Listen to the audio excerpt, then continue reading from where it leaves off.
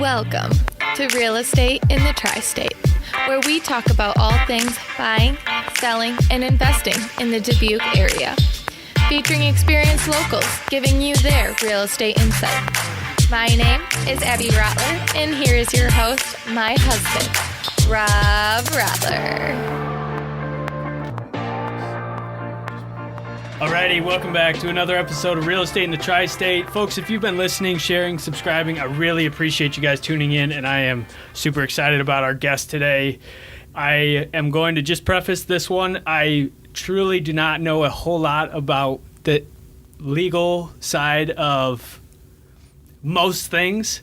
I'm an idiot when it comes to this, but we got a great guest today to talk about some of the things legal in real estate. So today's guest was born and raised in Dubuque, spent his high school days playing fun sports at senior high school. He went on to earn his bachelor's degree at Luther College while playing baseball. Go Knights, of course. Then he received his doctorate degree from Ohio Northern University, now back like he never left, dominating all sorts of criminal and civil law in the area, including most of the real estate legal work for my clients. Ladies and gentlemen, Jeff Hiatt. Hey, thanks, Rob. Thanks for having me. The only thing you need right now is like one of those buttons you can push where people are like clapping and cheering. Yeah, I should. I do listen to some podcasts where like they'll say the intro and then they just clap it in. Okay, we'll clap for ourselves. Yeah, clap it in. So, but thanks for having me, Rob. This is a really cool venue and something neat that you're doing, for people who are interested in real estate, whether it's your clients or your colleagues and things like that. So you're really doing a cool thing here. So thanks for having me. And I'm flattered to be had for one of your podcast episodes. So thanks. Yeah, I'm jacked up for this, man. And like I said, I'm kind of an idiot when it comes to all things legal. We were just small talking. You said something about personal injury practice and how you're trying to learn on that. And I'm just like, I really don't know what that is. So we're going to get into it. Sure. So cool. Can you just get it started by telling us a little bit more about yourself so we can get to know you better? Yeah, sure. So kind of like what you referred to earlier, I'm kind of your typical Dubuquer, born and raised. Was truly born in Dubuque, and that's the case for a couple generations of my family. So born and raised in Dubuque, and went to Dubuque Senior High School, as you mentioned. Then funny joke there, not go Knights, go Norse. Went to Luther College for my undergraduate. Played baseball at Luther for 4 years, and that's kind of where the underpinnings for the law kind of were born out of. Was at Luther, of course, and got my undergraduate degree there. And then, like you said, I went off to Ohio and got my law degree at Ohio Northern University, a small private college in Ohio that, of course, has a law school. So, And then once I was done there, of course, came right back to Dubuque. So, place Cool. that I feel like I was always meant to be. Yeah. And when is it that in your Luther journey, did you go to Luther like thinking the whole time you're going to be an attorney, or how did that go? No, not even close. I didn't even have the idea of anything with respect to my future. As funny as that sounds. Yeah. When I was just starting out at Luther, I went there to play baseball, and really they recruited me to play football. I didn't get recruited anywhere in the local area to play baseball, even though that was really my passion. I only got recruited to play football. But it was kind of nice because it kind of served as a stepping stone where whenever I went on college visits with the football coaches, I was always like, hey, can you also get me in touch with the baseball coach? Yeah, nice. So it kind of worked out that way. And then when I landed on Luther, I was always supposed to go and play baseball and football, but kind of in not last minute, but pretty close to. I just thought to myself, you know what, I just want to focus on one sport. So it fell with, what again was truly my love, which is baseball. So that's kind of how that worked out. And as far as the law goes, I had a mentor at Luther. His name was Mark Faldette, but everybody called him Fish. So Fish was like, he loved Dubuque. I don't know why. He just had an affinity for Dubuquers. And part of that, of course, is like his region. He was a counselor, and he was like a student recruiter, so to speak. So, his region encompassed Dubuque. So he just kind of had this, like I said, a little affinity for Dubukers. And, he kind of became a true friend. And, he was the guy who I'd pop into his office and just sit down and talk about life. Oh, that's sweet. Yeah, and he was just a super cool guy. And he was almost like a philosopher. He was the type of guy who would just say, Jeff, what do you think about life? Wow. He was just kind of goofy and funny like that. But yeah, but one of the times we're just sitting there and talking, he says, Jeff, what are you gonna do with yourself? What do you want to be? And I was like, boy, seriously, Fish, I don't know. And he looks at me, and just for maybe good reason or maybe no good reason, he said, well, why don't you go to law school? And honestly, Rob, it was just kind of like a light bulb went on, and I thought, yeah, why not? And then I just started doing that. Wow. And that's as simple as I can state it. Wow. That's just kind of how it worked out for me. Yeah. Yeah. That is awesome. I know. So was Fish, he was a professor too? No, he was just a counselor. He was like, recruiter. He was like a recruiter and a counselor. And yeah. Yep. That's cool. Yeah. Like I had some really cool professors and mentors at college too. Just thinking back to some of those conversations, you really brought that back when you said, you just stop into his office, and I'm like, I did that all the time too. Probably not maybe as much as I could have or should have. Sure. For guidance and, just talking, but yeah, just step in. And that's a cool thing about those small private colleges that, you and I share, just stepping in and having a real conversation with a prof or a mentor, counselor. Yeah. Yeah. And it's, I think it has a lot to do also with, having those connections like you and I could at, small private schools like Warburg and Luther. And, also, of course, being at, kind of turning points in our lives, obviously, where you're really pivoting and making those huge decisions about where you might go or what you might do next. And so, yeah, a lot of good opportunities like that. That's cool. Yeah. So kind of all in on law school. Was that like, maybe your freshman or sophomore year where you were like, no, it was late? It was like my junior year. Nice. Yeah. Oh, yeah. So it was really late. Switch. It's after I just, smashed out all the gen eds and just kind of tried to figure out where I wanted to go and didn't kind of had a general idea. I was already in the political science type stuff, which people think is kind of a preamble to law school. It's not. Nothing really is. But it's, if anything, it kind of is, the preamble in the sense that it's the most, I guess, applicable as far as like courses that you study and things like that. Yeah. So then you're at Ohio Northern. Is it there where you decide like, okay, I'm going to do criminal stuff and civil stuff? Not really. Not exactly. Law school, funny enough, law school, it doesn't, you'd be surprised. It doesn't really get you ready to practice law on a day-to-day basis. Practicing law is so different than law school. But what law school truly does, without question, is it teaches you how to think like a lawyer. It teaches you how to think like an attorney. Nothing teaches you how to be an attorney quite like practicing. Yeah. Wow. That's cool. Wow. So it teaches you how to think, how to be analytical, and how to, try to find all the evidence and those sort of things. Right. Yeah. Everything you're doing every day. Yep. Wow. Yep. And just, a little more about me is, when I kind of think back to all my school days, of course, it makes me think about my family that I have now. Because importantly, my wife and I have been together, believe it or not, since we were 16 years old. Wow. Yep. So my wife and I started dating sophomore summer of high school. Just reminds me, when I turned 16, the first car ride that I took on my own was down to my wife's house. Oh, wow. Yeah, because my wife is a Dubuquer, born and raised as well. And like I mentioned, we were together all through college and all through law school, and we live in Dubuque here, of course, and we have a family, 3 kids, 6, 4, and about 1 year old. So that's what keeps us most busy, of course. When you're not practicing law. Yep. Sweet. That's great. Yeah.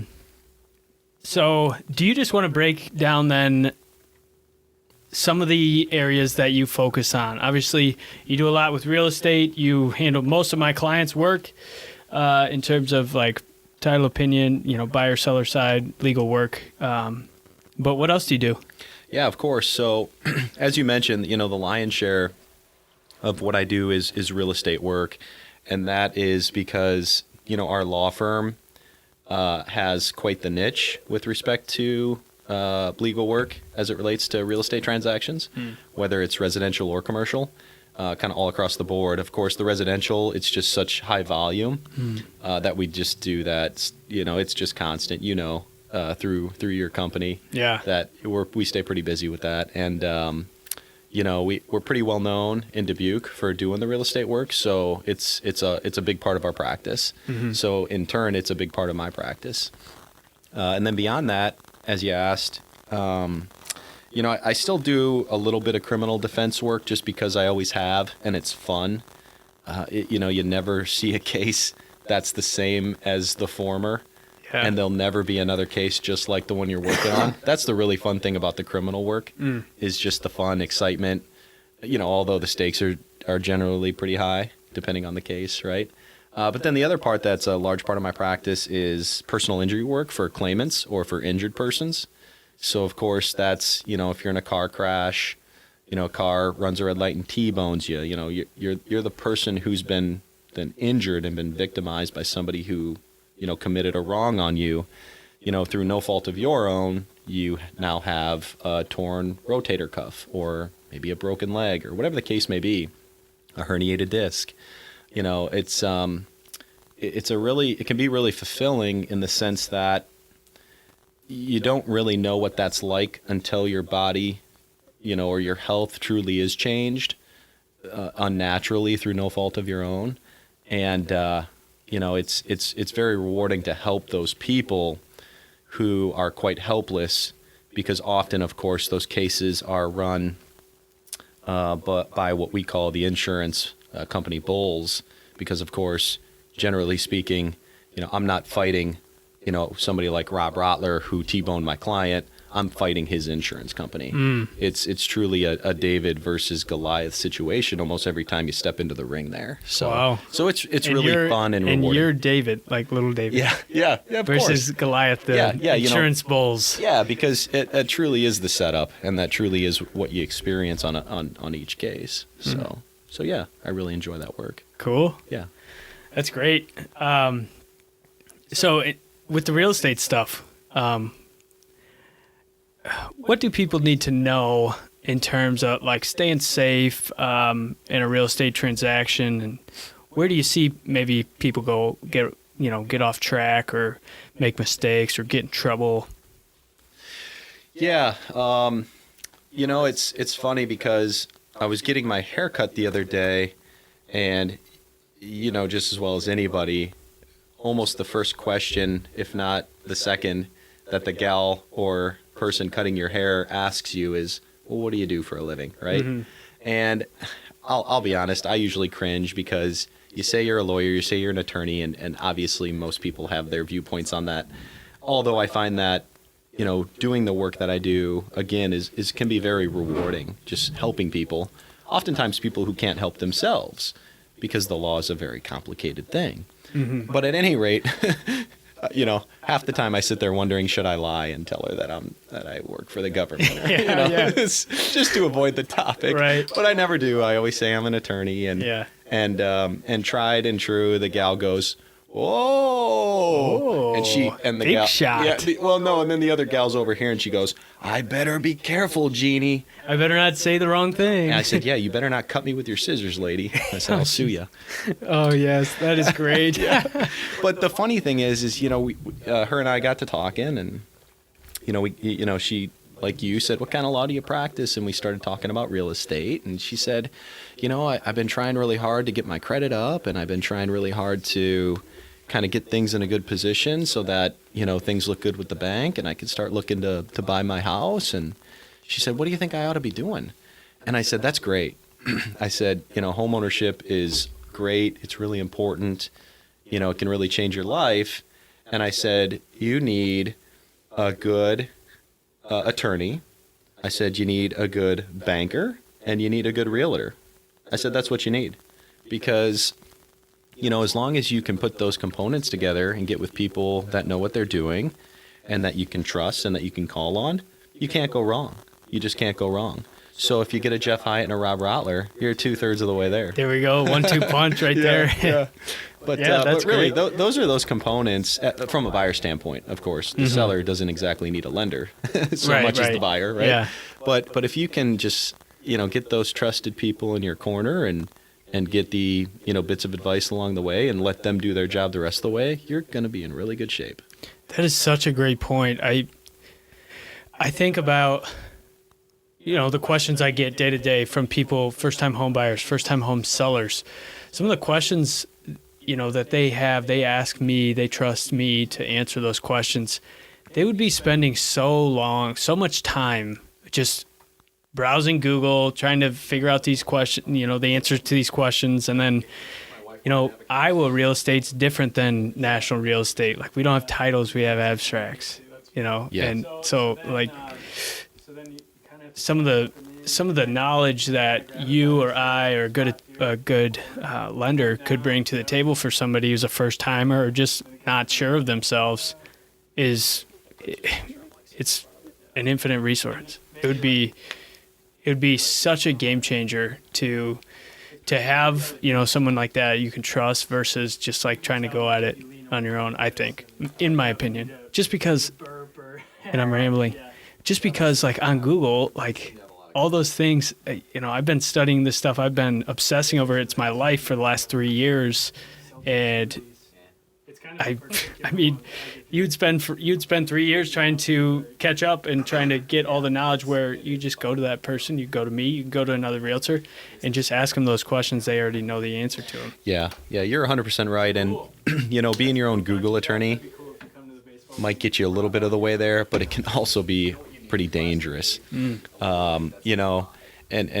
one, classic example of that is, we see folks who don't use a realtor, and that's fine, right? Some people want to save. Some people can do real well with it. Some people can do it themselves. Some people can navigate the waters. Some people are maybe just need to save money for themselves. But I'll tell you that there's been plenty of times where I see, I guess not even so much that, but then let's think now where they try to skip a phase with the attorney, and because you realtors have really good contracts, purchase agreements. You guys have great forms and setups that you guys know how to use really well, and you're experts at it, right? But when there's not that realtor, generally speaking, the attorney's the one preparing that contract. Can somebody else prepare their own legal work? Sure they can. That's not illegal when they're doing it for themselves. They can't practice on behalf of someone else, of course. But, I've seen some contracts, and I don't mean to laugh because they're dangerous. And, I've seen some contracts that are very dangerous that if buyer and seller had a little spat, that contract's going to work out for someone and really, really poorly for another.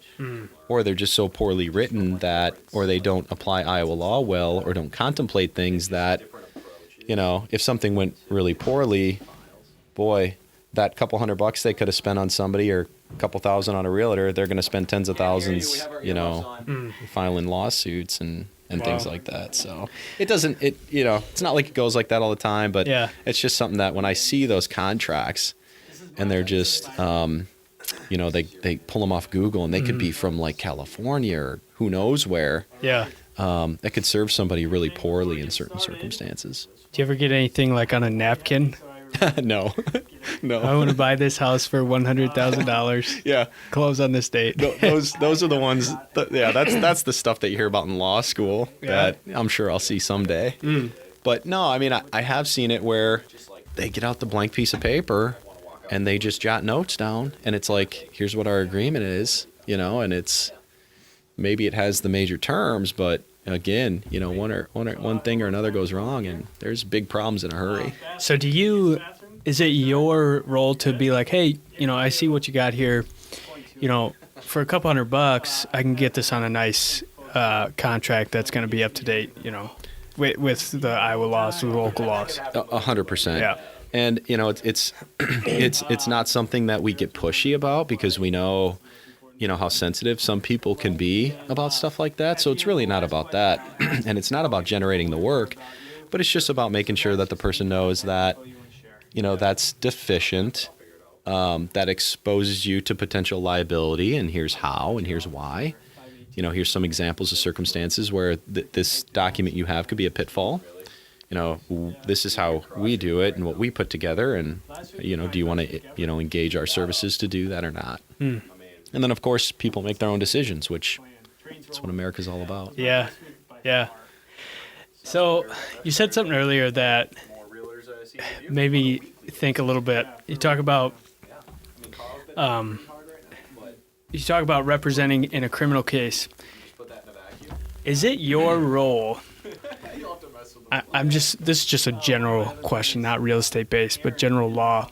Is it your role, like the person hires you to represent them, and you have to represent them, and you have to do everything you can for them to win? Is that, or like, do you guys have certain levels of ethics that or how's that even come into play there? Yeah, so that's a great question, but it's a loaded one too, because what we do and how we serve people is very complicated. And yes, we have a whole set and rule of ethics that we're bound by, and if we violate them, we can lose our privilege to practice law, which of course, would be awful. And it's something that, you don't play footsie with, right?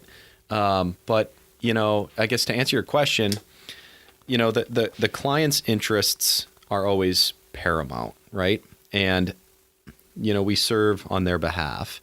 So, if a client tells you to do something, you do it, right? Unless it's illegal, unless it would breach your ethics, unless it would be a violation of the law. But of course, they simply need to be informed, right? So, often you're faced with decisions of, okay, my client's telling me to do this. Well, of course, I need to inform them, and I need to tell them, what I see to be the possible outcomes, whether positive or negative, with that decision making. And, but as I mentioned, when it comes down to it, the client runs the show. But it's interesting because in different circumstances, attorneys are granted a little bit of prerogative, so to speak, with respect to what might be considered strategy. Everyday decision making, strategy of the case, how to present things. But if it comes to, say I have a lawsuit filed, a civil one, and the client says, I'm done, stop, dismiss that lawsuit, and that truly is the final call, I don't get to pursue that lawsuit any further. Those aren't the boundaries. The boundaries are, the client said get rid of it, and you do it. If that kind of helps to understand. Yeah, it does, and it so closely relates to what we do, what our training, at least at Rule, we talk about. This is kind of the buzz phrase that we'll say in these sorts of situations. We control the process, they control the decisions. And that so many parallels there where, if they're making a decision where you're not sure, or maybe you think, you're just not sure about it, maybe more information, or maybe, presenting to them the possible pros and cons of that choice or whatever. But right. At the end of the day, it's your decision, is kind of how we say it in real estate as a realtor. And you talk about some of the similarities there. Yeah. Yeah. And I'm sure that with your line of work, it's similar as mine, where, you and I might have clients who are more knowledgeable and stronger willed, that they're like, hey, this is what you're going to do, right? Yeah. Right? Yeah. It doesn't, and you still tell them pros and cons, but it doesn't matter. They're going to do it that way, and that's fine. But then there's other clients who might be a little more passive or grant you a little more discretion, and they say, well, just do what you think is best, or just do what would you do, Jeff, right? Which is like the most difficult thing, but you still got to bring them back and say, it's hard to say this is what I would do, but these are the good things about that decision. These are the bad things.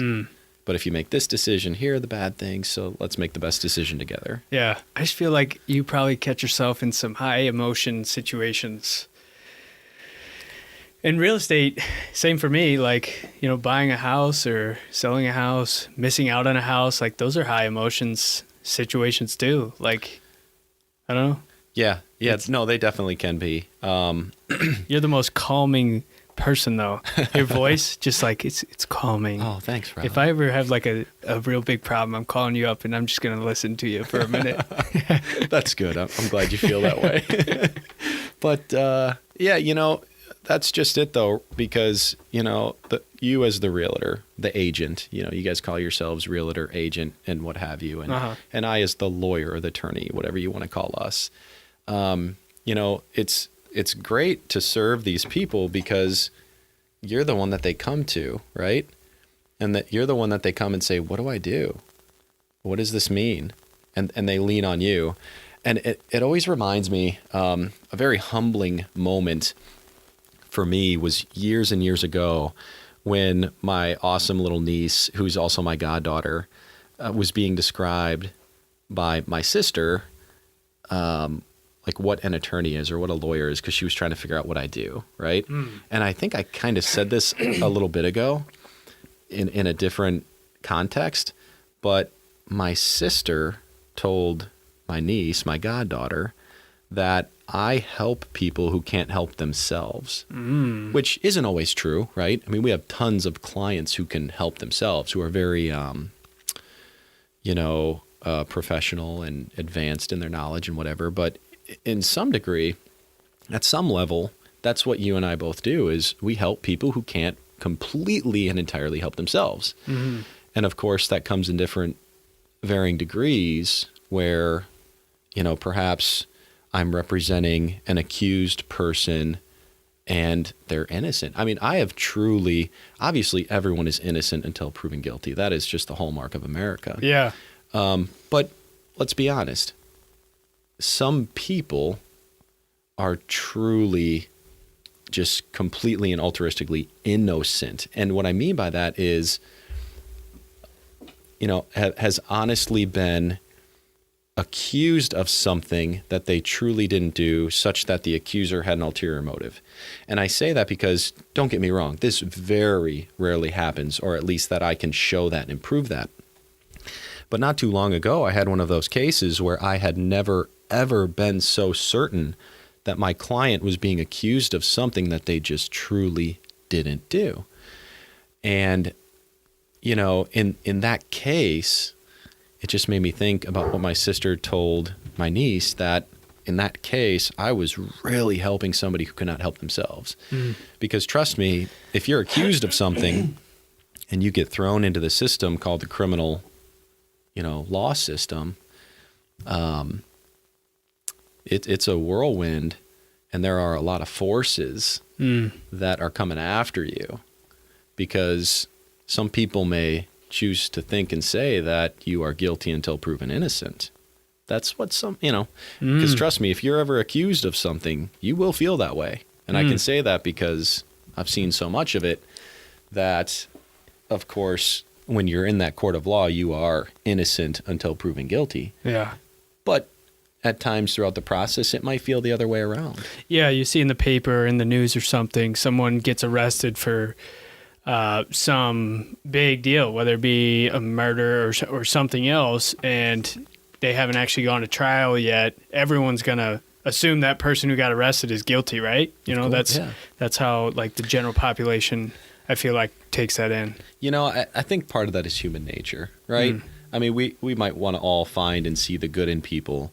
But with that type of thing, I think generally there's a sentiment of that. So yeah, if you or your family member or loved one are ever placed in that position, it's a really scary place to be. Yeah. Yeah.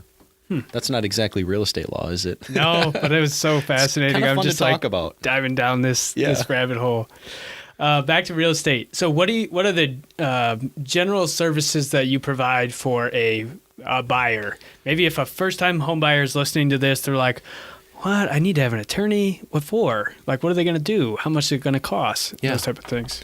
Yeah. So, as a buyer, an attorney's work is a little more cut and dry often. Okay. So if they have a great realtor like you or the folks over at Rule and Rule, you guys are going to take care of that contract work. So that kind of takes us out of the role of preparing a purchase agreement as an attorney. So let's say that that's the case. Well, then in any case, in any and every transaction as a buyer in the state of Iowa, you have to get a title opinion.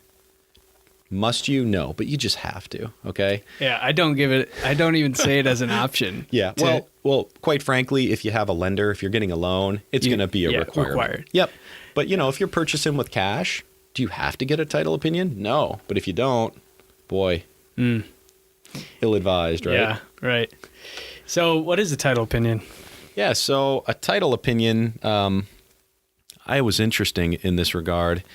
And I say that because Iowa is one of the only abstract of title states in the country. I think there might be one other one. Just one now. Yeah, like in Oklahoma or something like that. No, I think we're the only one left. Oh, is that right? I'm pretty sure. I think Oklahoma used to do it, or like one of the Dakotas used to, or something. I had Luke Conlon on from Ablin Abstract. He would know for sure. Yeah, he said we were the last one. Oh, cool. So, and I thought that was true, but I knew somewhat recently there was one down south or up in the Dakotas or something. But at any rate, again, let's believe Luke because he knows what he's talking about. Yeah. So, a title opinion is, we attorneys, we get an abstract of title. We get these from people like Luke Conlon, the guys over at Ablin, Dubuque County Abstract. And I'll talk about them in just a second. But we get this abstract of title. And it's like this booklet that often comes on like a legal size set of papers, and it's bound together.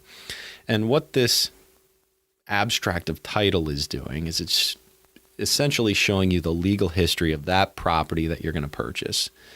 And it shows it all the way back to what's called root of title, but often goes a lot further. Like sometimes you get these old ones and they go back to like the 1700s. It's really cool. They're cool. They are. And when you get back that far, it's on what they call onion paper. Ooh. Right?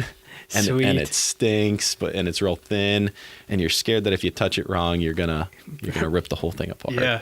But yeah, so we as the attorneys, we read these abstracts page for page, entry by entry, because these abstractors, they put in entries, right? Like a mortgage is an entry, a deed, an easement. These are all separate entries. Lawsuit? A lawsuit. Yeah, of course. Anything that affects this property.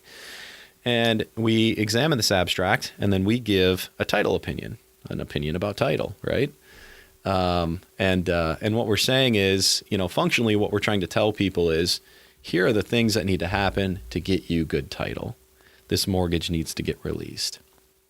This is how you got to get title from these folks here who own it. This is how we understand you want to take title. Things like that. Yeah, there's this easement. You need to know that. You need to understand that. Things like that. You need to make sure, if we can't tell by the abstract of title that you have legal access to this property, you need to go make a visual inspection, determine that yourself. Or, that's kind of what the title opinion's doing for folks. And most importantly, for the lender who's closing your loan, of course, our firm closes a ton of loans, but say you're over here closing a loan with a lender, we're directing that title opinion to them, of course, because it's very important for them to know, here's how to grant their borrowers good title, and here's how to make sure that their mortgage gets in first position. Because if it's not, you're not getting that loan. No, yeah, they're going to need that. Yep. The other thing on those, will you see, on the title opinion, will you have something in there about the taxes, like last year's taxes need to be paid up? Yeah. Yep. Great point. Yeah. There's always paragraphs in there about taxes and what we can see of record. Yeah. Because it's not so much about, what's been paid or what's unpaid when it's relatively customary. It's more so, from our standpoint, what's scarier, I guess, let me put it that way. What's scarier is that, past fiscal halves of taxes that should have been paid are unpaid and delinquent. And then we know that there's taxes, right? Or we know that if it gets so delinquent that there could be a tax sale pending, or there could be a tax certificate on this property. And those are things that, really make our antennas go up, and we look at things real close and make sure that we deal with those things to get good title for the borrowers. Yeah, I'm actually working with a buyer right now, and on Beacon, our assessor website, it shows the taxes, and it shows that they have some taxes unpaid that typically it would say, yes, they have been paid, but it's a couple of years back. And I thought, okay, what's going on here? And my buyer was a little concerned about it, brought it to her attention. I said, you're going to get a title opinion and they're going to see all that. They're going to make sure that you're taken care of. And basically, it's going to be accounted for. The sellers are going to have to pay for that in order for you to purchase it at closing is how I explained it. Is that accurate? Yeah, that's right. The only thing to look out for is if there's a tax sale pending or a tax certificate on the property. That's scarier. Or if we think that a property is going up for tax sale, that's really scary. So it might be time to call an attorney there. But, if it's just like... I already called you. Oh, did you? You already have it, yeah. Did I already answer all the questions? No, we don't have the opinion. The closing is like 45 days, 60 days out probably still. Sure. So you'll get the abstract and you'll sort it out for me, right? I'll see it. Yeah, you got it. So, but if like there's just like a half of taxes that are delinquent, if it's something like that, that's not that big of a deal because, again, legally speaking, at that point, it's almost impossible for that to get so far down the road to where it's truly going to cause like a major problem, just a disaster. Because that's, of course, going to get paid through closing, right? Because me on the sell side, if I'm on the sell side, I'm going to make sure all those taxes are accounted for and getting paid directly to the treasurer. Interest and all, right? If there's interest, of course. And the thing that didn't have me so concerned with this one, and tell me if I'm wrong, the owners have been there for like 40 years and they have tons of equity. I don't even know if they have a mortgage out on it. They might. I don't know. So I was assuming, okay, they have way more equity in the property than they do owe in taxes. So they'll be able to pay them is what I was kind of concluding is that, okay, they'll probably have enough, they'll net enough money at the end of this whole sale that they'll be able to pay them and it won't be an issue. But yeah, so generally speaking, that's going to be true. The only instance where, again, it gets to the point of scary is if that property is going to go up for tax sale, like in the summer, right? And we're concerned about a property going to tax sale because then title can functionally be taken away from somebody. But that, again, takes a really long time. Yeah. It's pretty unlikely. I feel like if you would have saw that even on Beacon, you would have been flashing at it. So we'll look at that as soon as we're off the podcast. We'll check it out. Yeah. Cool. Just to feel good about it until tomorrow, right? Right. So then title opinions is basically it then for the buy side. If you're not writing up the purchase contract, you're basically doing title opinions and making sure that these buyers are getting a clean title. Yeah, clean bill of title. And then again, often what our firm is doing for services for folks is closings. And we're doing that on behalf of a buyer. So what that means is we're what people call the closing agent, or, just that person that's in charge of closing a loan. And we're doing that, for outfits like, let's say, a Wells Fargo, or, like a Rural Mortgage. These folks who don't have a local brick and mortar where they're closing their own loans themselves. Yep. Or they don't want the liability of closing a loan, right? Because, don't get me wrong, a lot of times lawyers are put in place and utilized to shift liability, which is something that we kind of do for a living, is take on risk and responsibility and liability in exchange for a service of doing something, right, and making sure that things are done properly. And that's what we're doing when we're closing a loan, whether the lender just doesn't want to do it and shift that responsibility, or they just can't because, like I said, they don't have a brick and mortar here. They're shifting all that responsibility to us to say, go close this loan, do it per our requirements, our underwriting and whatever, and make darn sure you do it right and that we're in first position, and that's your responsibility now. There you go. Yeah. So that's another service, though, is like closing a loan on behalf of a buyer-borrower. Yeah. Yep. Joint tenants versus tenants in common. We learn about this like intensely when getting ready to get my real estate license. Okay, teach me. But now I'll try. But now it's like it doesn't come, and this is for me because maybe I haven't done enough deals. It's starting to come up a little bit more now recently, but it just hasn't been as big of a deal. I haven't worked with it as often, and so I was gonna go for the attorney definitions, but let me try here. Okay, go ahead. Joint tenants. So like if a couple, like a married couple, if they buy the place and if one of them dies, this is going to be tough. It goes to their kids, or it either stays with the other, probably the whole property stays with the other spouse or whatever until they die, and then it goes to the kids. But if there's a dog, the dog gets it. Dog tied into it. So that's my guess on joint tenants. Tenants in common would be like if me and a buddy get together and buy a place, and if I die, my wife would take over my 50% ownership, maybe. That's my guess. Tell me where I'm wrong. Yeah, no, I mean, you're on the right path. So I guess just to put it a little more simply, joint tenancy. Joint tenants with the full right of survivorship and not as tenants in common. That's how we typically see it on a deed, right? So as a joint tenant, what that means is, again, you have full rights of survivorship. So almost universally, a husband and wife are going to take title that way. Not always. There might be reasons not to, perhaps. But often, like, for example, my wife and I, we own our home as joint tenants, right? So the idea behind that there is that it's like an estate planning tool, an easy and cheap one that just kind of gets thrown out on the deed, right? Yeah. And the point of it all is that if one person dies, okay, so if I die, my wife owns the home outright by what we call operation of law.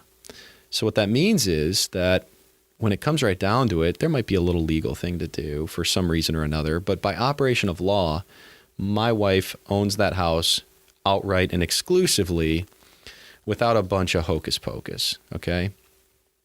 And what I mean by that is, you know, if a lot of times there can be what's called a presumption of joint tenancy, but if we're tenants in common instead, well, that wouldn't make any sense. But if we were, you know, I own, well, it's bad example with a husband and wife. Yeah, with husband and wife. So let's say you and your buddy, like you were saying, tenants in common, generally speaking, what that means is you own an undivided 1/2 interest in the property, right?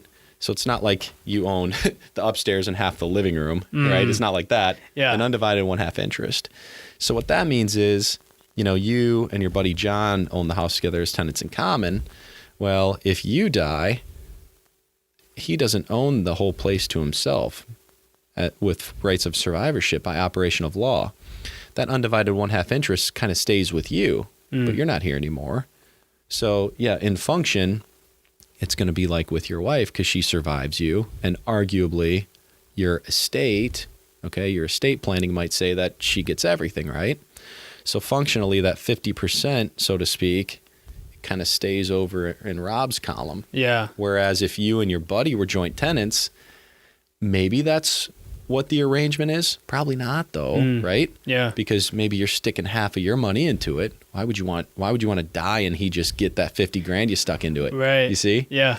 So in that situation, as a tenant in common, you know, your buddy doesn't succeed your investment in that situation. Yeah. And usually that's what people intend, right? Yeah. So just make sure that it's on the title the right way. Yeah, that's a good one. It's important, and I feel a little like I should have crushed that more. But like I said, it just doesn't come up that much for me. And it typically takes me about 20 seconds to Google it. If I need to figure that out, I get a email from Angelic. Hey, are they tenants in common? Joint tenants? I just click Google. Yeah. Click Google. Well, we try not to presume. Yeah. But more so, you know, we want to have our file documented to make sure people are getting what they want. Yeah. Yeah. Cool. Okay, so then seller side. What are you doing for the seller side? Yeah, so, you know, again, we kind of always wonder kind of the initial stepping stones of a transaction is going to be like that contract being put together, right? A purchase agreement. And just to kind of back up on that a little bit, you know, people always say to me, let's say there's not a realtor involved. People always say to me, well, is it the buyer's responsibility to do the contract or the seller's? And I think different components of what we call the real estate engine in Dubuque, attorneys and realtors and bankers and all these people, I think people truly do have different opinions and they're all valid. So what I say, which I think is true, is I say, it's whoever wants to get this darn thing moving, right? Because I like that. Well, Yeah. I can't stand that all too often, folks. They say that and they don't want to spend the money. So it's like, hey, let's make the buyers go do it. And that's fine. That's great. But when the buyers perhaps don't have an attorney to go to, or the buyers perhaps aren't Johnny on the spot like you are and just really getting things moving and things stall, that's why my answer is almost universally, it's whoever wants to get this darn thing going, right? That's great. Because yeah, we'll get that thing moving for you because we know that real estate is time sensitive and people want to get things moving and locked in, especially like the Dubuque market is so hot, has been for years, still is. Yeah. I mean, we saw a winter this past winter that we didn't even know real estate season was closed, right? Yeah. Usually the winter slowdown, and we were pretty consistent all winter in the office, which is great. Yeah. That's because rates are so good. Yeah. But the point being is, let's get things going, right? Whoever gets it going. So say a buyer has a realtor that's gonna represent them. Maybe seller doesn't want it. It's for sale by owner. Disclosures. Do you help out with disclosures? Like what? Where do you step in then with the seller if the buyer's got something ready to go, or maybe the buyer's using a lawyer or whatever? Yeah. So on the seller in that way, it's kind of 50-50 as far as a seller who feels confident enough or comfortable enough to just sign a contract versus a seller who's a little more leery or just a little more cautious. And then they come to an attorney, hey, I just want you to look this over. Hey, I just want you to make sure nothing funny's in here. And when it's your guys' stuff, there's never something funny. But they just want that comfort of knowing, hey, this is normal. Let's say that a prospective buyer has a contingency for sale to sell their property. Yeah. We just point that out. Right? Yeah, that's people important. don't understand those things. Yeah, I love that you say like what's normal, because like that's the other thing that it's hard to find on Google. If you're looking up on Google, a bunch of different things. For example, like what's normal in Dubuque if you're buying a house. Normally it takes roughly 45 days if you're getting a loan. Normally you have about 14 days to get inspections. That's just normally how it goes. Yeah. And like you're going to spend forever trying to figure that out unless you have an attorney or realtor or someone who knows what they're doing. Yeah. No, good point. Because, even if getting an inspection is normal, it's consequential in the transaction. So we talk about it. It's nothing to be dwelled upon.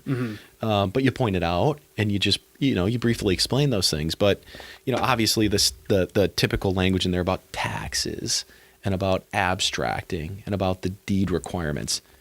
I guess when I use the word normal, I mean that stuff that just isn't negotiable really and ought not be. Yeah. It's like, because people read that stuff and if they've never done it or they haven't done it for a long time, that stuff just looks weird. Yeah. It looks scary. It's very foreign.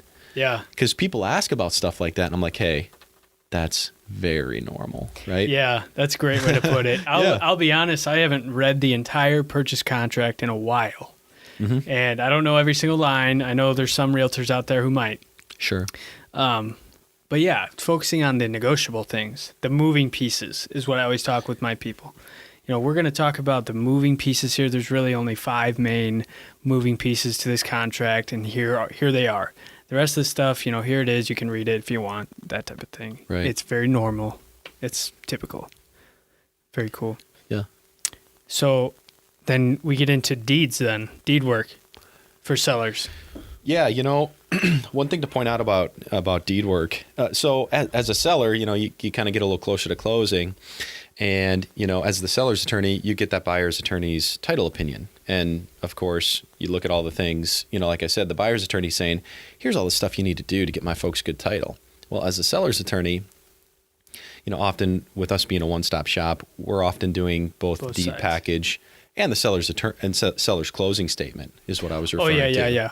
Yep. Yeah, so we're looking at that title opinion and we're like, okay, we got to make sure taxes are dealt with, and we got to make sure abstracting costs and all these expenses are dealt with, and realtor commissions, and get a mortgage payoff that's good through closing, or perhaps even the business day after, and really just kind of putting together every tiny little detail. And working with you folks, you realtors, and making sure that we get all the contingencies dealt with. Maybe there's a home warranty that needs to be put on the closing statement. And just making sure that we just hit every component of the transaction so that, again, because as a seller, almost universally, you're giving that buyer what's called a warranty deed.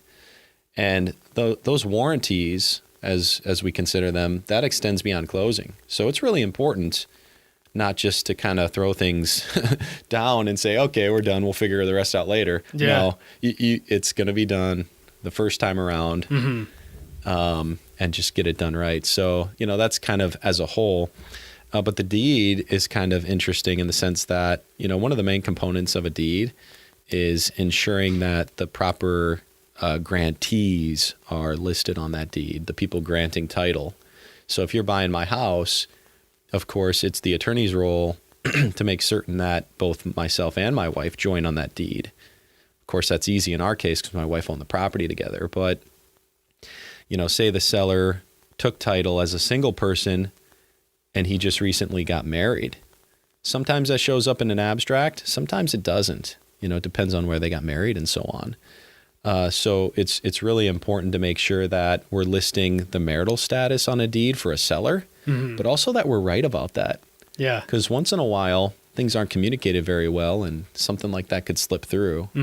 And you just don't want to be in that position if you don't have to be. Right. Yeah. Good stuff.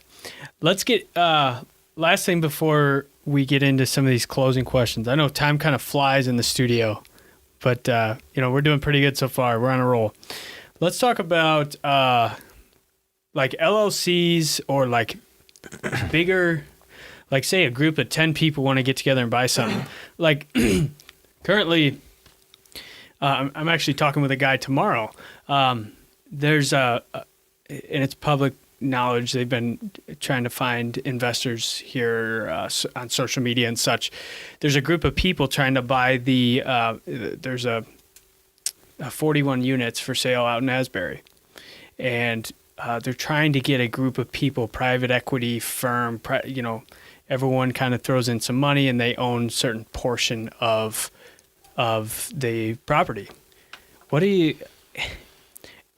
In their fine print, though, they have like a huge chunk of money for like legal fees and like getting it structured. Have you done some of that? Like what all goes into that? Yeah. So I don't do a ton of that. I've certainly done some of it, and the firm has done plenty of it. What you're describing can be a pretty complicated setup. Not that it's undoable, but you're kind of looking at kind of a parent company where, there's different, arms of it. And, there's the ownership structure is a little more complicated than your typical single member LLC, but of course there's good reason for it because, folks want to pool their money and create, I guess, larger opportunities for themselves. Yes. So there's nothing wrong with it. The legal setup is a little more complicated, and that's not something you can do on your own. Like people can go on LegalZoom and do an LLC. I don't recommend it, but you can do it. And I wouldn't tell you you're silly for doing it, right? Yeah. But if you tried doing something like that without an attorney involved, you're silly. Yeah. Because you're really looking at, it's not so much like you and your buddy getting together where it's like, okay, let's just make sure everything's going good and it's fair and the setup's good. You're talking about 10, 15 people, all who need to look out for number one. And when you get that dynamic, things just get more complicated. Yeah. Yeah. So then getting into like single member LLC, what do you say? Someone calls you up, hey, Jeff, how you doing? Hey, I'm looking to buy something as an investment. I'm considering whether I just buy it myself. I could, but people are telling me I should get an LLC. I don't know what to do. Yeah, so almost across the board, the answer is do the LLC. But there's a caveat there. And I guess what I'm saying is, you'll often hear, through your clients or maybe what you've experienced for yourself, is that some folks are put in a box, so to speak. And it's not a bad one, but it's just because that certain lending requirements disallow them from owning the property as an LLC. And that's when they're getting what's called, like, most people call it like a consumer loan. But the point being is that they're getting these loan packages through, their local bank that require them to hold title as an individual, right? Because it's the way that they underwrite and the type of the loan product that they have. Yeah. And folks are doing this because they're getting better rates. It's a 30-year, it's locked, right? Yep. Whereas a lot of times you see these commercial packages with ARMs, with adjustable rate mortgages and things. So, a lot of times for folks, it's about that. It's about, obviously, what kind of loan package can I get and what's gonna make the bottom line better. Yeah. Because that's super important, is that if you're going to get into these investment properties, that you're maximizing your profit. Yeah. So what I tell people is, obviously, if you can own by virtue of an LLC, you're, of course, limiting your liability. Limited liability. That's the name of the, Yeah. the deal there, right? But, if you have to own the property as Rob Rottler, it's not the end of the world. But just that makes it all the more important to get through that other person that you really need, right? We talked about, lawyer, lender, and realtor. But that other person is the insurance agent. And you just better make sure that you have a good policy with good limits and that coverage is good. Because when somebody slips on the ice and gets hurt, the person who owns that house, well, the attorney is going to sue the owner at a minimum, right? So if Rob Rottler owns the house, his name's on the lawsuit. Yeah. So let's hope you got good insurance, right? Yeah. That's what it's all about. And luckily, my father-in-law is an insurance guy, and he's kind of got me covered. Our hill out here, just the way the street kind of way it goes, all the melting we had this spring, like it would melt straight down our sidewalk. Our entire sidewalk would just be covered in water during the day, and it would freeze every night for like 2 weeks. Yeah. I'm like, yeah. oh, geez, this could be a problem. Yeah. So when people get into an LLC, it's going to limit their liability. What in what ways? How's it limit their liability? Yeah. So the property is going to be owned by the limited liability company, and in that sense, it's oftentimes when there is some kind of an exposure on your property, it's often what's called landowner liability. Well, who's the landowner? It's the LLC, right? So I, as the attorney, if my client slips on your property and gets hurt, generally I'm going to Beacon, right? Yeah, finding out who owns it. Beacon's kind of cool. Yeah. We're lucky in that sense. Not everybody has a Beacon. Right, I've heard that. Yeah, but I'm crazy. going to go on Beacon, and I'm going to be like, Rob Rottler owns this property? Well, I'm throwing his name on the lawsuit, because that's kind of how it works. But whereas if it's Rottler LLC or whatever your LLC's name is, that's who I'm suing, because it's a landowner liability matter.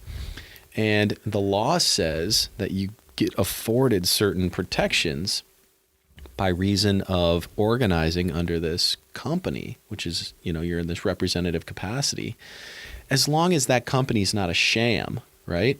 So there are these super limited circumstances where people can what's called pierce the corporate veil. Yep. So that just means that they're getting through your LLC because it's a complete sham. Yeah. And it's really limited that could ever happen. But let's say you didn't have an insurance policy. You didn't have a dime in the bank account. You open the LLC and you've been avoiding taxes. Like it's got to smell pretty darn funny. Yeah. To get through those legal protections that the law affords you by organizing as like a company. Yeah. So then, say I have an LLC, I got a house, and it's an investment.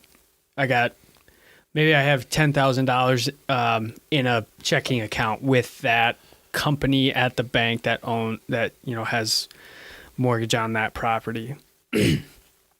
So then, as long as I have a solid LLC, what you're coming after in the lawsuit is that $10,000. Kind of. But in the converse, I guess look at it as it's limiting your personal liability. Yeah. Right. So the greater point to be made is I don't get to come after your personal home. Yeah. I don't get to come after your car that's titled in your personal name. I don't get to come after your bank account at Tobacco that says Rob Rottler. Stuff like that. That's a big deal too. Oh yeah. It's huge. It's huge. And Yeah.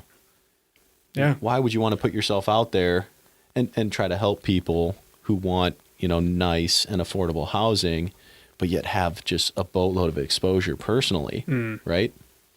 Yeah. So, yeah. Sweet. I said it was the last one, but I was looking down here at my notes. I do want to talk about, disclosures.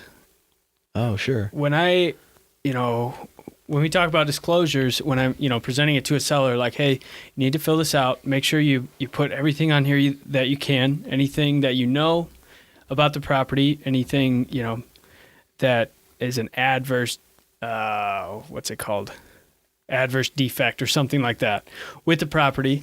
Make sure you're noting any problem and you're explaining what happened, and so that way it doesn't come back to bite you. Yep. What's the importance of those? Why is it crucial for sellers to, tell the truth on those and be thorough on those? And what should buyers know about them?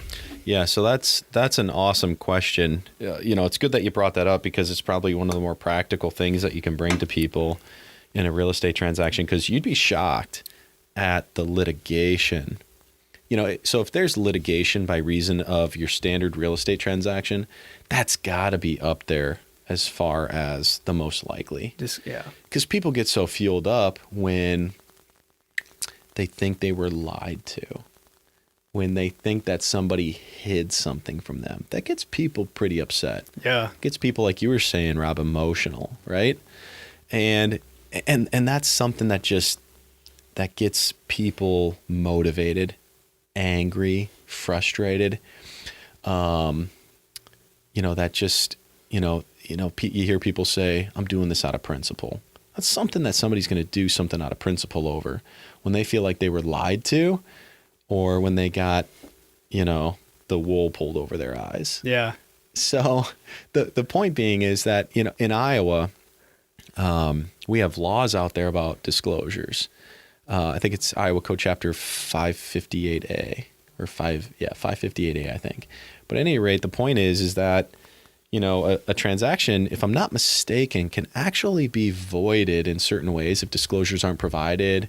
And then like a buyer says, hey, do it. And if you don't, there's kind of these things out there. But universally, especially when realtors are involved, you guys are awesome about that. But when we're doing FSBOs, of course, it's also part of our process. And we get these disclosure forms out that, in your case, the Board of Realtors provides. In our case, the Iowa State Bar provides. And of course, it's asking you questions about the condition of the property. And the law says that you have to disclose, at a minimum, always material defects or defects, right? And you have a duty to update these too, right? Like if something happens, if something changes after you filled them out, you have a duty to update those disclosures. And like you were saying, the most important thing is, I guess if you just want to say, disclose. If somebody asked me, I don't know if I should disclose this. Do it. I'm never going to tell them not to disclose. That's crazy. Just disclose it, you know? And listen, because I've sold a house, my wife and I had an awesome first time home that I miss all the time, right? Yeah. But, as an attorney, it's super easy to be in this position for myself, like mentally, but okay, so like in our situation, right, at our first time home, we had a water issue in the basement. Okay, no big deal, but it's awful. Having a water issue in the basement is the worst thing ever. But we dealt with it for a long time, and I would get up a couple times a night and go downstairs because it was a finished basement and deal with it, right? And it's super stressful, and that's why people are fueled up about these things, right? But the point being is that my wife and I spent a couple $1,000 to professionally waterproof it. And the company that did it did an awesome job. Never, ever did we have a problem again, right? But what did I do? What do you think I did? You disclosed it, that you used to have a problem, even though in hindsight, what could have happened is that you never brought it to the table and it never became an issue. Yeah. But in the case of that, the buyer moves in, the next day there's a bad rainstorm and the water's everywhere. Yep. That can be a problem. Yeah, spot on. And that's probably the moral of the story, right? Is, we literally did the work. And I'm not talking like a couple weeks or a couple months. I'm talking probably like a year more, or maybe even 2 springs, right? To keep the water out, where we just mitigate. where we mitigated, and we didn't have a single ounce come into our house.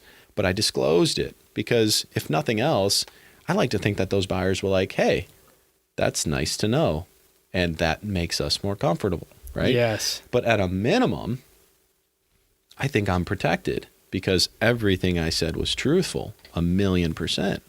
And, it's about giving people notice and disclosure of the condition of the property. And that's so important. And, if you're hiding things, whether intentionally or unintentionally, you're doing yourself such a disservice, but you're doing somebody else such a disservice. And generally speaking, it's going to come back to bite you. Mm-hmm. So disclose, because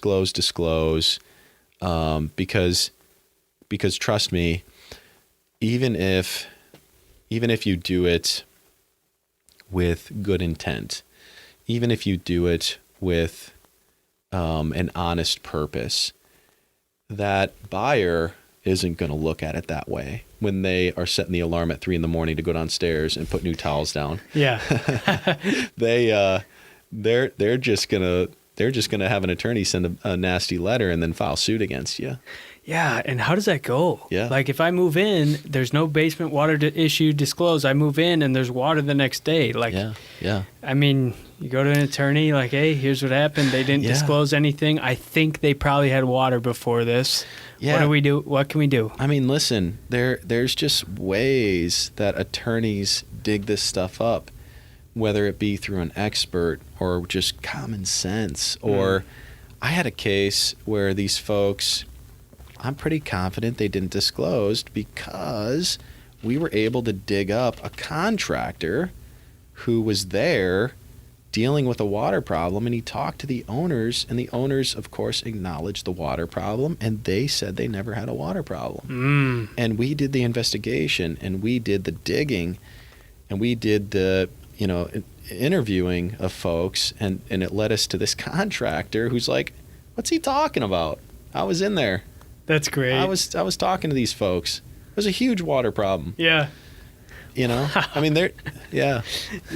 stuff happens. Oh man. And it's not something that's going to be covered by insurance. No. When you're the one who didn't disclose. Mm-hmm. Can be pricey. All right, let's get into the closing questions. Okay. And I think we actually talked about this one time.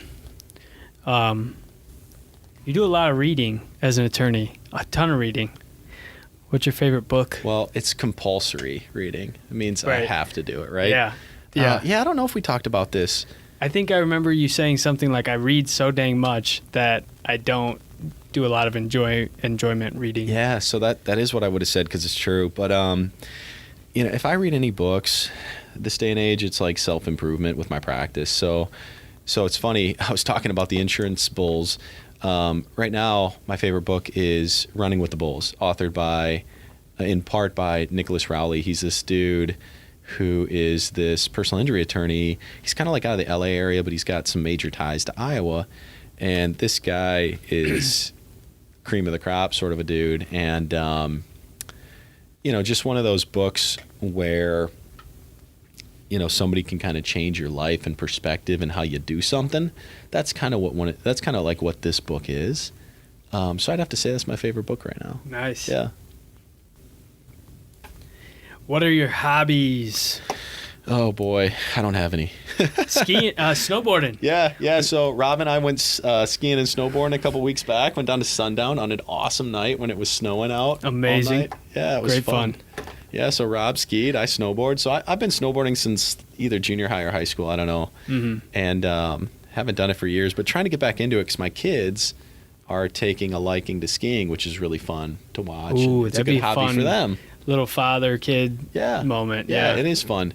And Cass will do some skiing? Yeah, Cass skis too. Yep. My Good wife family does. fun like that. Yeah, it is. Yeah.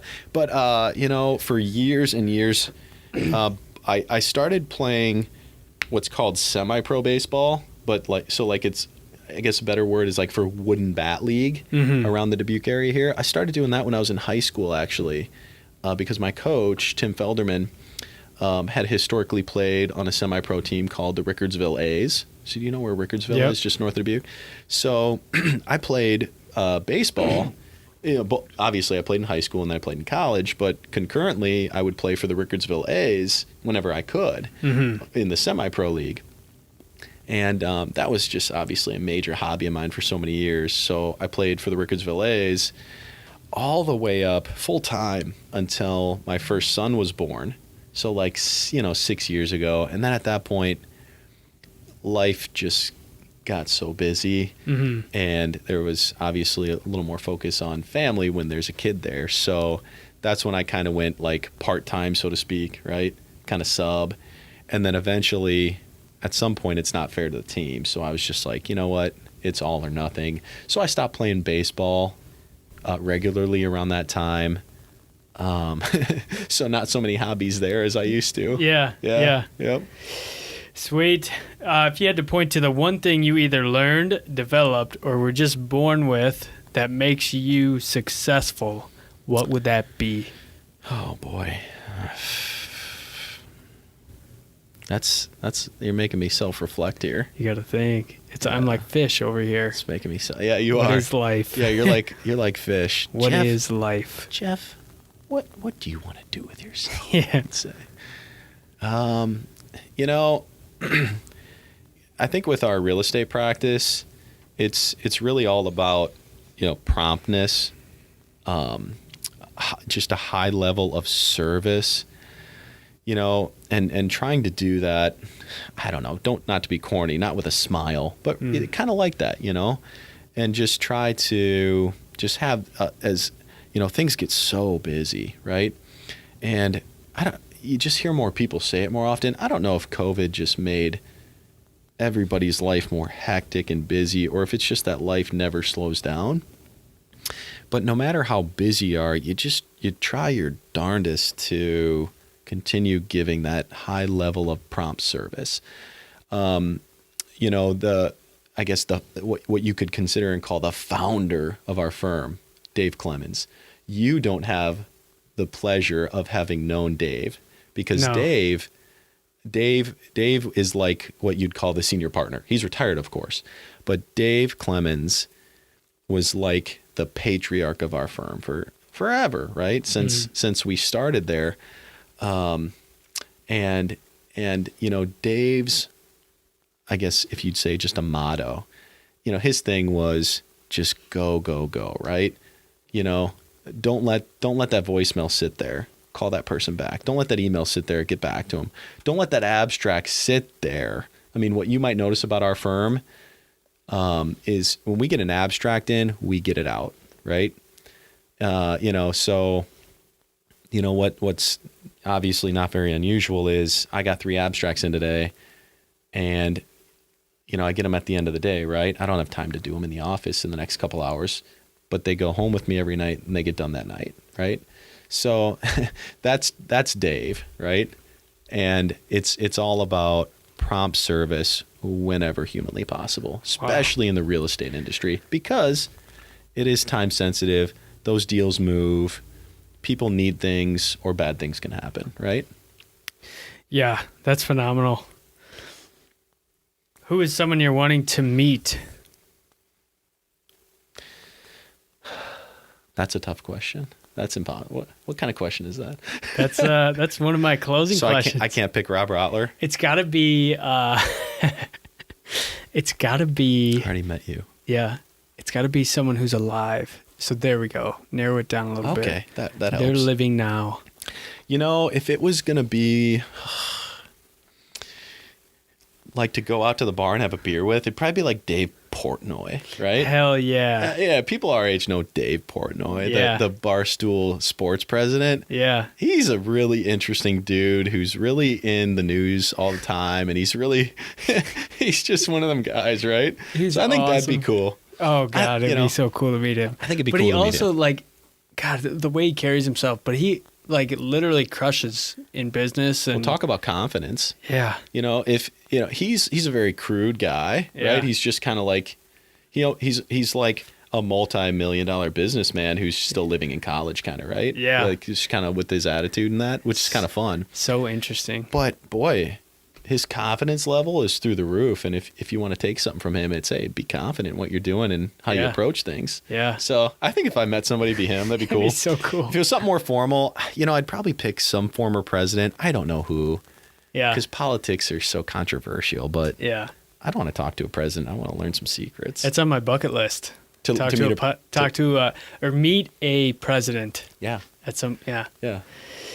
It's tough to get access to him. Yeah. What are you currently focusing on, and how can the listeners help you? Oh boy.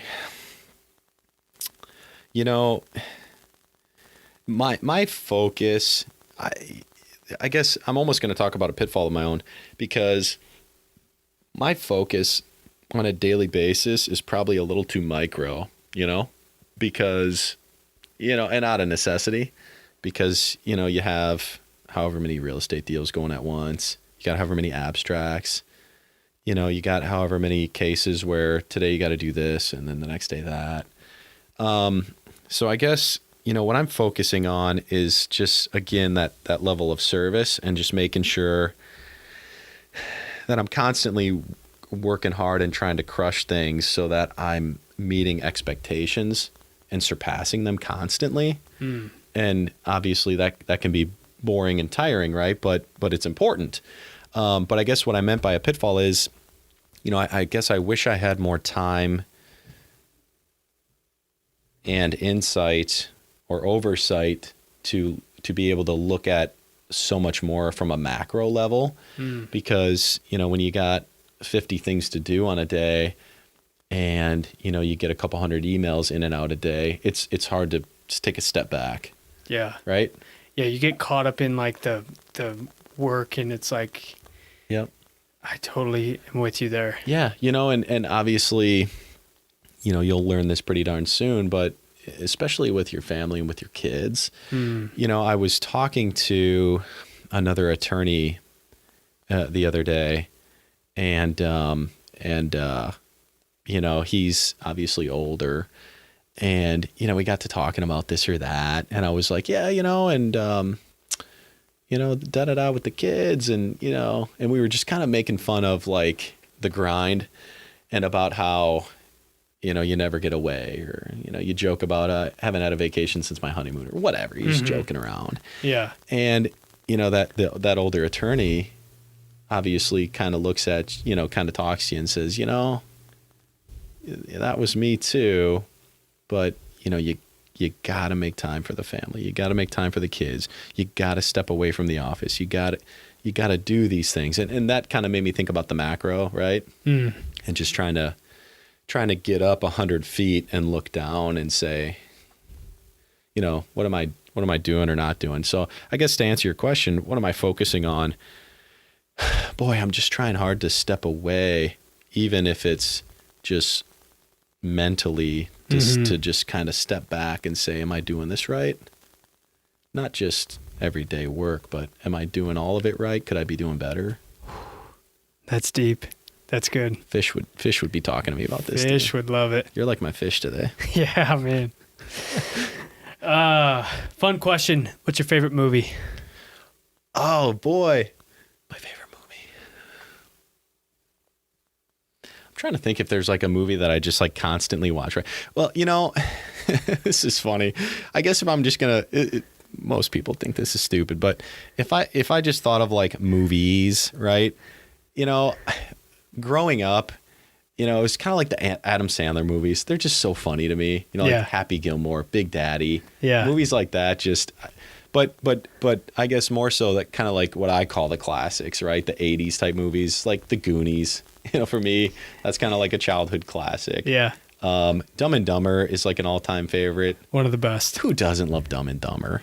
Oh, it's so good. Yeah. All-time favorite holiday movie? Christmas Vacation. I guess I can say that. Yeah, that's good. Home Alone 1, Home Alone 2. Mm-hmm. You asked for one, right? What's your favorite movie? I want to know yours. Jeez, throwing it back at me. Yeah. Oh, I'm just gonna preface. I'm not a movie guy. Mm-hmm. I rarely watch movies. One of my favorites is The Wolf of Wall Street. Okay. Love that one. That's kind of for like some reason. Yeah. It's just quotable. It's funny. It's investor geared. Yeah. It's business. It's it's a good one. Yeah. I'll tell you what I watched recently, which is like whatever, like a Netflix sort of thing or Prime, I don't know. But Yellowstone with Kevin Costner. Ooh, I haven't. Oh, it's good.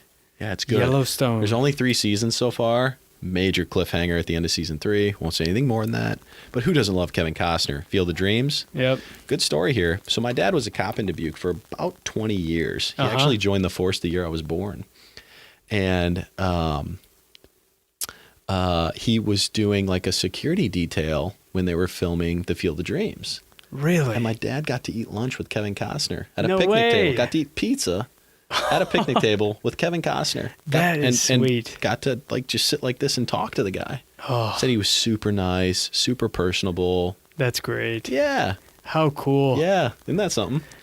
That is something else. Yeah. All right. How can people learn more about you? Yeah, so like as far as me, I guess, boy, the easiest way is you could just Google like Jeff Hiatt attorney Dubuque, Iowa or something. It's all going to pop up. But this is terrible if I don't know this, but our website is probably www.cwcmlaw.com. Our local numbers 563-582-2926. My email. See, I don't even know this stuff, you know. Notable quotables. jhiatt at cwcmlaw.com. There we go. There. Thanks for reminding me. Yep. Pops up every time. So, yeah, but I mean, in the world of Google, Jeff Hiatt, attorney, Dubuque, Iowa. There we go. Boom. Boom. Well, thanks a ton for being on, Jeff. I had a great time. It was fun. Yeah, this was fun. Thanks for having me. Yeah. All righty. And with that, we're going to wrap it up. All right, guys. Thank you for listening to today's episode of Real Estate in the Tri-State.